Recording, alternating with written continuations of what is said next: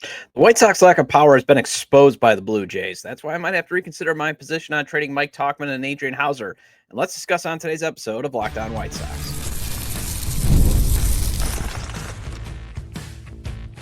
You are Locked On White Sox, your daily Chicago White Sox podcast. Part of the Locked On Podcast Network, your team every day.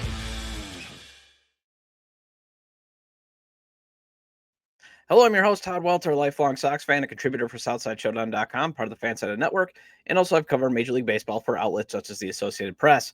And thanks for making Locked On White Sox your first listen every day, part of the Locked On Podcast Network, your team every day. Make sure to hit the like button on today's episode. Subscribe to the YouTube channel at Locked On White Sox if you've not done so already, and also follow or subscribe to the show wherever you get your podcasts. Well, the Blue Jays have exposed the White Sox as still having ways to go before they even approach the Blue Jays level. And one exposure is the lack of power the White Sox have. With Mike Tauchman on a tear at the plate and Adrian Houser dominating on the mound, let's discuss why I might have to reconsider my position on possibly keeping them in the first place because a deal might be the only way that they can get some more power bats. Then Luis Robert Jr. returns only for Brooks Baldwin to have his back act up. Let's discuss the White Sox possibly playing a man down when they don't have to. And finally, it's a way back Wednesday. The 2005 World Series anniversary celebration is this weekend, and I want to discuss some of my favorite memories. All right, so Steve Stone was on 670 The Score recently, and he pointed out the Blue Jays, their Monday night victory exposed the White Sox lack of power. The Jays crushed 3 home runs on their way toward an easy 8-4 victory. And last night, a home run got the Jays off to a roll, and they just never looked back. And the White Sox continue to lag in hitting the ball over the fence, despite right field being very home run friendly. Right field is pro home run. It's for the long ball. Right field digs the long ball. And that is something Stoney has been hammering with, and I agree. Be a power club because you play 81 games in a power park. And it seems like the White Sox are so risk averse because, yes, one of the downsides of being a power team, you do go on dry spells. And then it becomes making, scoring runs difficult. But as I've always maintained, if you at least have 3 good bat to ball / on base guys like Chase Mydroth, and then get some guys that also in that skill range that can run the bases, you'll be fine. And the only time hitting home runs at right field is even tough is when the wind is blowing in. But the White Sox keep acting like the wind is blowing in 81 times. And history is on your side, though. When you're a power team, you will have success. The White Sox are going to celebrate the 2005 World Series this weekend. And the perception, though, was this team played small ball to generate offense. And I'm going to be doing that look back series next week. And I have Ozzie Guillen Jr. on the show. And even he will dispute that, Ozzie ball wasn't small ball. It was smart ball. But you still wanted to hit the ball a country mile. Although maybe the owner wants to remember it as small ball because small ball is cheaper to pay. But the Sox were 5th in the major league in home runs that season. They crushed out 200 dingers in 2008.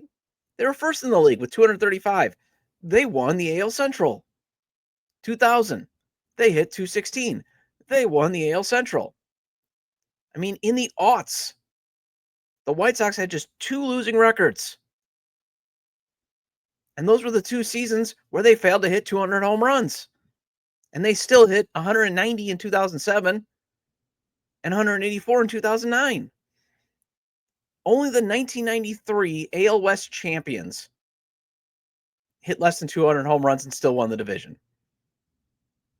At least when you talk about the modern era. Yes, 1983, they also won ugly. But in 1993, the White Sox only hit 162 home runs.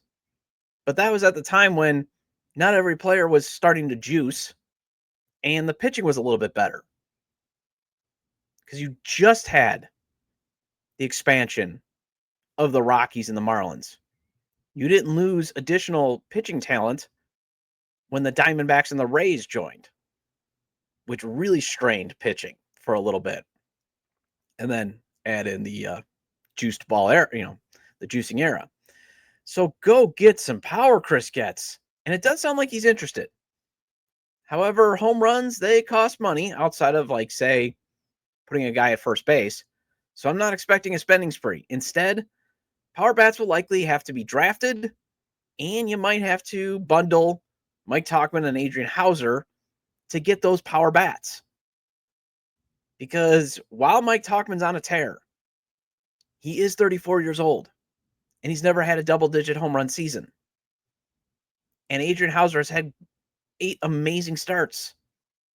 But he was also at AAA in April in the Texas Rangers system because his 2004 or his 2024 season was that bad with the Mets that all he could get was a minor league deal. So that's why I possibly have to see Getz bundling his 2 best assets, who I've actually preached might be worth keeping based on the context of leadership, Mike Tauchman, and eating innings to help ease the load of the young arms, Adrian Houser. But this team is so far behind in the power department that, these short-term intangibles that could provide some long-term help intangibly might not be as important as the long-term need to get pop. They need to hit home runs. And you look at the farm system, it's lacking. And you got Braden Montgomery, Caleb Bonemer, Terrell Perez, and George Wolko that I would say have legit shots to get to the big leagues. And I know Lyle Miller Green's got amazing power potential, but he's already, 24, 25. He could just be another Tim Elko. But the 4 guys I just listed, 3 of them, or 2 of them are at high A. The other 2 are at low A. Wilfred Veras, he's got the production and a track record at Double A, and he's been considered one of the better power bats that the White Sox have, but he's having a terrible season. And he's on the injured list. Ryan Ramos, he kind of showed that he had some power, a little bit of pop last season, but he's having another terrible season at AAA. So Colson Montgomery, Kyle Teal, Edgar Caro, they've got power. They're up, but Teal and Caro might just have catcher power, which is usually 10 to 20 home runs. I don't know if it's going to be Cal Riley home run, power. And Colson's the only one that has the potential to be a guy that could hit 30 homers a season. So no wonder why Chris Getz is talking about using the draft as a way to get more power into the system. And this is what Getz recently said. The plan is for the draft and the trade deadline per Mitchell Armentrout of the Chicago Sun-Times. Quote, primarily we're focused on bats in the draft, Getz told reporters Monday. When it comes to trades, we'll try to pry the best talent that we can. It could be pitching, it could be position players, but going into it, we're looking to improve our offense for the long term. And then Armentrout editorialized, that means a focus on more versatile shortstops and center fielders. And while Colson Montgomery just got to the majors, Getz sure sounded like he's ready to stock up on more guys at this position. Quote, I love shortstops. I really do. It's obviously a high skill position and it's a very demanding position as well.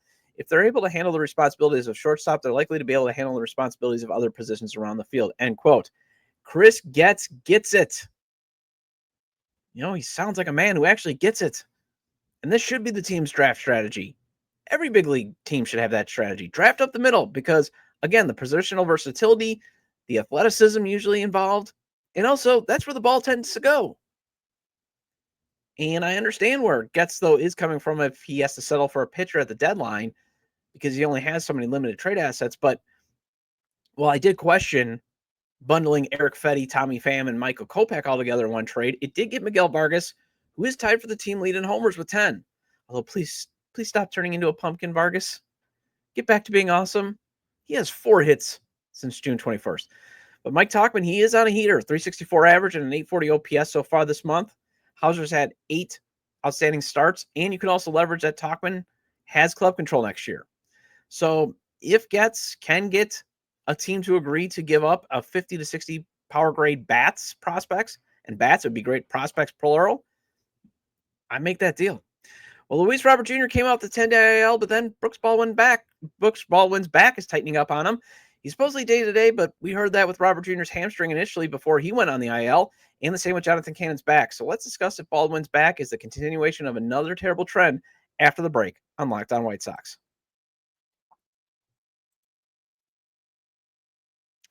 If you're running a business, you know that every missed call is money left on the table. Think about the last time you had a service emergency, like a bursted pipe. If the first plumber didn't answer, did you wait? No. Call the next one. That's why having a reliable business line is so important. And that's why you need OpenPhone. OpenPhone is the #1 business phone system that helps you streamline and scale customer communication, all from an app on your phone or computer. You juggle two phones just to keep business and personal calls separate? OpenPhone solves that problem instantly. Your whole team can share one number and respond to customers like a shared inbox. So no more, hey, who's handling this? I'm telling my friends who run their own business, OpenPhone can provide a major boost to how their phone systems operate. One less worry for small business owners to have. OpenPhone is offering Locked On White Sox listeners 20% off your first 6 months at openphone.com/LockedOnMLB. That's OpenPhone.com/LockedOnMLB. And if you have existing numbers with another service, OpenPhone will port them over at no extra charge. OpenPhone, no missed customers, no missed calls.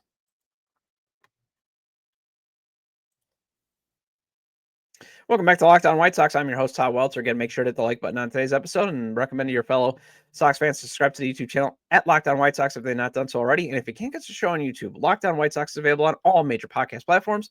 So make sure to follow or subscribe on places such as Apple or Spotify. Either way, get your 30-minute fix of Chicago White Sox baseball venting with me. All right, so while I am encouraged that Chris Getz sounds like he understands the process, the Sox should be following, he understands that the process that the Sox should be following in the draft. I'm concerned he's continuing a terrible trend set by his predecessors. Sorry about that. For those listening on YouTube, had to just take a quick time out there, but I'm back.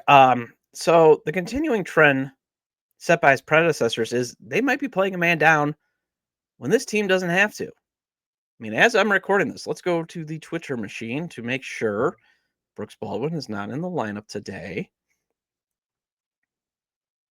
They don't have it out yet, so I just wanted to make sure. But, he was scratched late, so Austin Slater had to play last night. And now the team might be potentially playing a man down when they don't have to. I mean, this season is lost. So if a player's aches and pains are enough to be scratched from the lineup, there's nothing wrong with actually being conservative.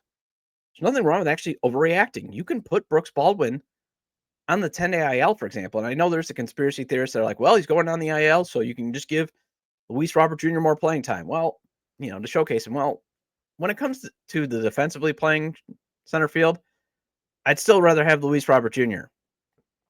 defensively than Brooks Baldwin. I mean, obviously Brooks Baldwin looks a little bit better in the outfield now that he's gotten some more reps at Charlotte. But as much as I complain about Luis Robert Jr. at the plate, he is still he's a better defender than Brooks Baldwin. But if Brooks Baldwin actually is legitimately hurt, which I think he is, because they said the back tightened up in the weight room, it's probably going to be more than just day-to-day. That's just the track record the White Sox have. And maybe me being an armchair doctor here, but if I hear weight room and then back tightening up, I'm thinking it's probably going to be more than just day-to-day. And this is now 2 instances of the team downplaying an injury. They have had 2 instances of downplaying an injury. Then for only to be like, yeah, actually, we got to put him on the injured list. They played an entire series, a man down with Luis Robert Jr.'s hammy, and then they actually asked Jonathan Cannon to pitch with a bad back.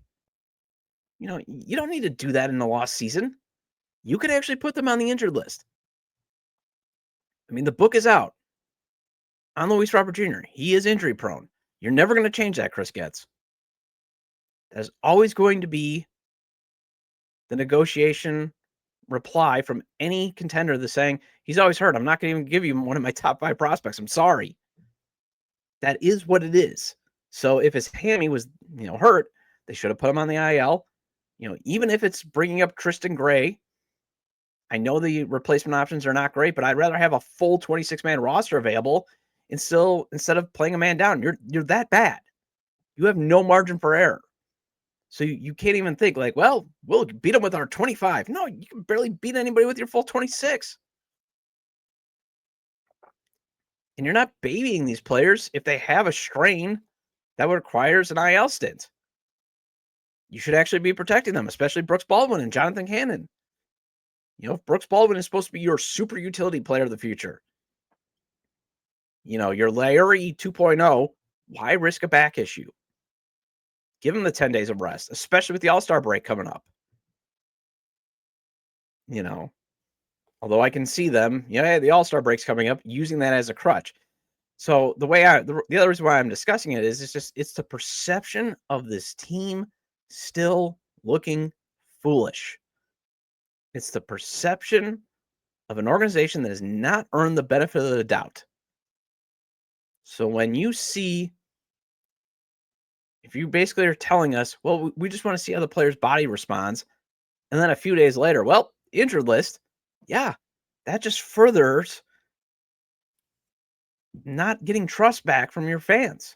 It's going to take a long time, but little things like this still continue the perception of, well, same old White Sox. Who are their doctors? Who are their trainers? Where this keeps happening. You continue to question the medical staff they have and the conditioning staff if this keeps happening. And hey, maybe Baldwin lifted something wrong and a muscle got a little sore. And it could be he's fine in a day or two. I've had that where I've lifted. I kind of tweaked. I remember, my shoulder bar came off a little bit wonky, and while it wasn't a huge strain, and I was like only down for like a day or two, that can happen. But it's just this perception that the White Sox continue to look like they're going to be playing a man down. When it's like you can call somebody up. The season's lost. And you don't have to ask Brooks Baldwin to gut through it or Jonathan Cannon to gut through it. You can actually be conservative this year, and nobody's going to be like, oh my gosh, I can't believe putting Cannon on the injured list. I would have rather had Cannon on the injured list than him get absolutely blown up in New York. I've accepted that Luis Robert Jr.'s trade value is completely diminished. So hoping and praying that his body would respond with 3 days of rest. So what? That, you can actually tell a GM on the other side of the phone, well, see, this year he's been healthy. That wasn't going to happen. Because I'm sure the other GM on the other line would have been like, yeah, he'll be on the injured list at some point. It's inevitable. He's Thanos. When it comes to the injuries, he's inevitable. So while maybe Brooks Baldwin will be in the lineup as I record this, because the lineup hasn't come out as I'm recording, or maybe he'll be in the lineup in the next couple of days, I just don't trust the White Sox when it comes to this. Well, this weekend, the White Sox are celebrating winning the 2005 World Series and unveiling Mark Burley's statue, and I want to go over some of my personal favorite memories of that run on this week's Way Back Wednesday segment after the break.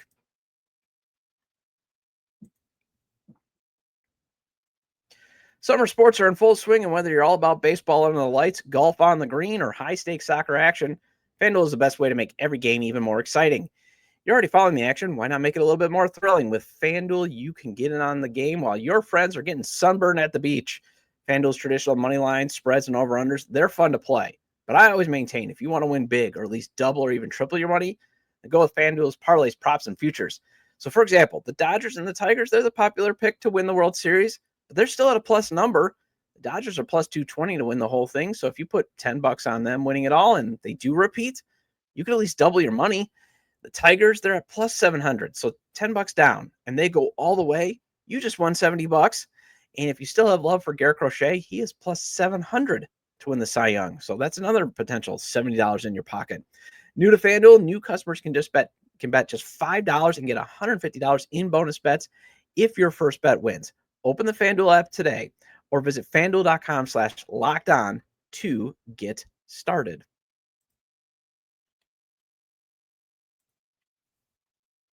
Welcome back to Locked On White Sox. I'm your host, Todd Welter. Again, shout out to all the everydayers. I appreciate your loyalty.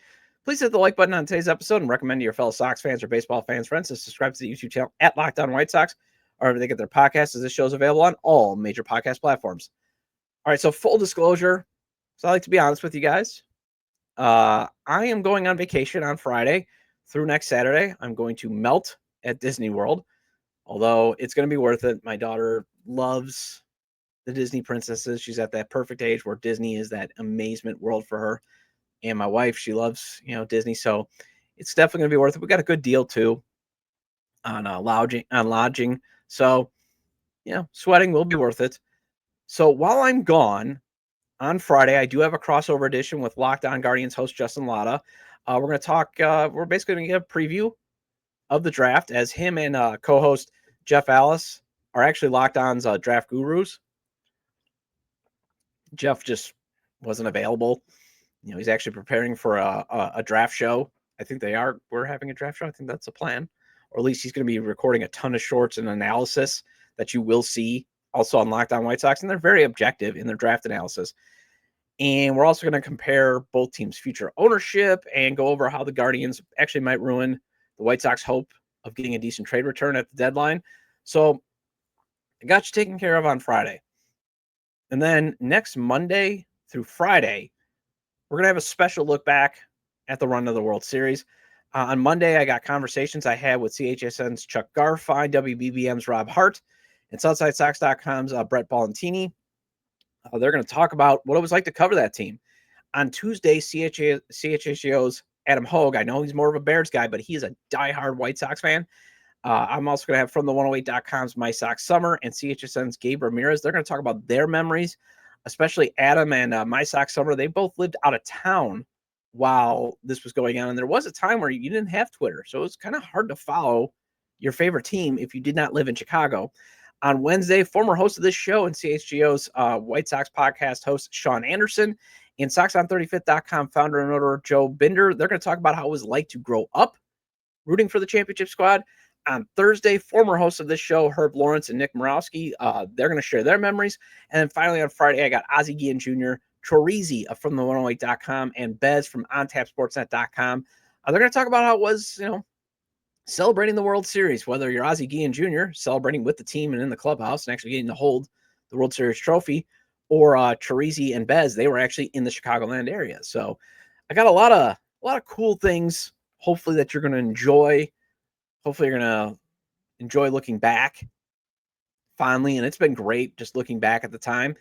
So I figured I would give you my favorite memories on this week's Way Back Wednesday segment. So first, just full disclosure too, I was trying to make it in radio in Milwaukee. So it was actually one of the years that I didn't go to a White Sox game. So in terms of like my attendance as a kid, I was going pretty much 4 games a year. My dad was part of, I think I've told you about this. My dad was part of a season ticket package with a bunch of other teachers. He got about 10 to 12 games a year, or 11, depending on who got the extra, 81st game, that type of stuff. He usually only kept 4 games, sold the other 6 to basically pay for his package. And then, he would always take me and my sisters and stuff like that as, as I was a kid. So from about, it was 88, 89, when I started going to 94, we went every year. And then the strike happened. My dad was so upset. They also raised ticket prices in 95, typical Jerry. So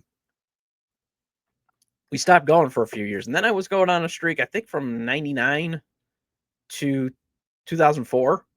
I was going at least every year. So I couldn't go in 2005. I was working hourly. I needed to make money to survive.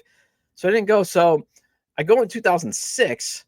They don't make it to the playoffs. I go in 2007. They don't make it to the playoffs. So now I'm starting to think maybe I'm the jinx. So I did try to stay away from US Cellular Field for a little bit. And then I realized, okay, maybe I'm just not. But I was always a nervous wreck during the run, at least during the postseason run. And it was just because I kind of saw what happened with the Cubs in 2003. And trust me, I was overjoyed when they got karma just to bite them so hard because, for those that were around at the time, remember Game 6 and Game 7. Oh, it's in the bag. Oh, we got one prior. We're going to the World Series. We're winning the whole thing. And then Bartman. And then really it was more Alex Gonzalez letting the ball go through. But that bullpen meltdown, chef's kiss. But I realized, okay, I'm not going to be arrogant. I'm going to be, I'm going to make sure the baseball gods know that I'm humble.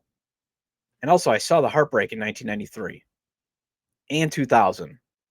So I thought, I'm not being arrogant. No way, not me. And the first time I actually thought this team could actually win the division, because again, I had suffered through, 02, 03, 04 with the Twins just always running roughshed over the White Sox and taking the division. I thought, okay, after the Dodgers series, even though the Dodgers went on to lose 90 games that year, and there was a time when the Dodgers were not very good, they did come into that June series, game over 500. They were kind of playing better baseball. And when the White Sox swept them, I thought, okay, here we go. This might be sustainable. And while I was nervous that Cleveland went on that hot stretch, and it was just the Sox, they were at such a pace in the beginning of the year that it was just going to be hard to maintain. And, the variance balanced it out. So it was great to see them obviously close out Cleveland, keep them from the wild card, and go into the playoffs. And was I expecting them to run roughshed over the White Sox? No. But man, did I love seeing El Duque get out of that bases loaded jam. Man, did I love seeing game one, the White Sox just leave no doubt. And I was in shock and wonder with the AJ Noke. I remember I was at a local bar up in Milwaukee with one of my buddies. He's like, oh man, the White Sox are so lucky. I'm like, I don't care. They just won. I mean, because if they would have went down 2-0, I think I don't know if they would have won the World Series. But I thought, okay, the baseball gods might be on our side. Fate, variance, whatever you want to call it, might finally be smiling upon us after laughing at us, deservedly so, for 88 years. And you throw a World Series, I don't think karma or whatever forces of nature that dictate the end of sports, how sports end, are going to be very kind to you.